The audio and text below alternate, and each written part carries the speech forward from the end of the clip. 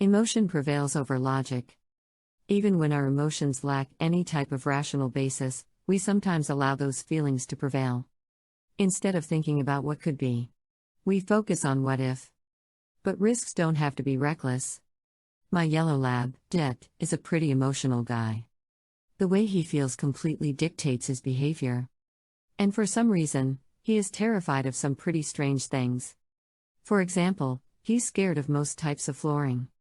He loves to walk around on carpet, but try to convince him to walk across linoleum, and you'll likely be out of luck. He's convinced himself that most floors are slippery and he's terrified he might fall. Similar to how people often manage their anxiety, Jet created rules to manage his fears. He can walk across the hardwood flooring in my living room without a problem. But he won't set foot on the tile in the hallway. He used to stand at the end of the hallway and whine for hours because he wanted to visit me in the office but didn't want to risk stepping on the tile. I had hoped he'd ultimately decide visiting me was worth the risk, but he didn't. Eventually, I created a path of throw rugs and now he carefully steps from rug to avoid walking on the floor. He has rules about other houses that he occasionally visits. When he goes to Lincoln's mother's house, which also has tile, he proceeds to the living room by walking backward. In his canine mind, apparently it makes sense to back up, just not walk forward on her tile. My dad took care of Jet once while we were out of town and he sat on the welcome mat just inside the door for the entire weekend. Sometimes Jet won't even enter certain buildings and has to be carried because he won't set foot on the linoleum. It's not a small feat to carry an 80-pound dog into the vet's office, so sometimes we bring our own throw rugs to create a path for him.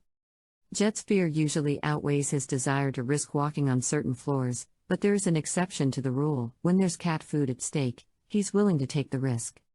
Jet had never actually entered the kitchen before because of the tile floor. But as soon as he figured out there was an unattended cat food dish, his excitement outweighed his fear. Almost every day when he thinks we're not watching, Jet slowly puts one paw into the kitchen. Soon, he'll put two paws on the floor and stretch as far into the kitchen as he can. Eventually, he'll get three paws on the floor.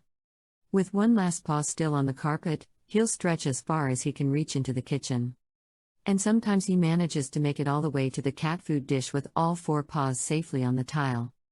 I don't know how Jet draws conclusions about which floors are safe and which are scary simply by looking at them. Despite the lack of logic involved, it apparently makes sense to Jet. Although it sounds ridiculous, humans often calculate risk in much the same way. We base our decisions on emotion instead of logic. We incorrectly assume there's a direct correlation between our fear level and the risk level. But often, our emotions are just not rational.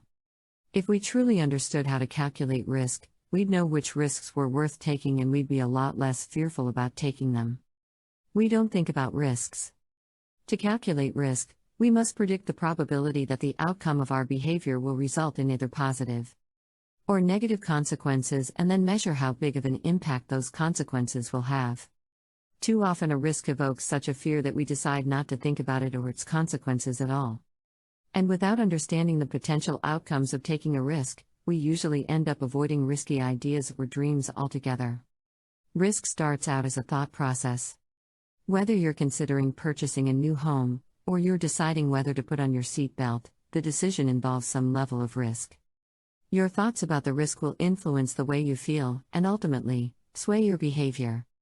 When you're driving your car, you decide how fast to go.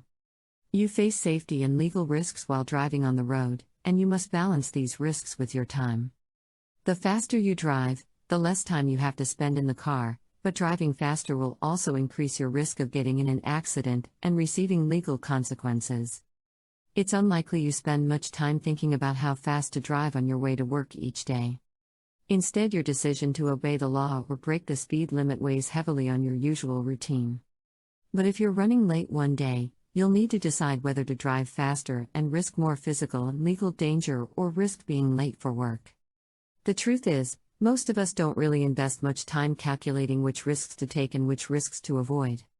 Instead, we base our decisions on emotions or habit. If it sounds too scary, we avoid the risk. If we're excited about the possible benefits, we're more likely to overlook the risk. Thanks for watching. Please like, share and subscribe.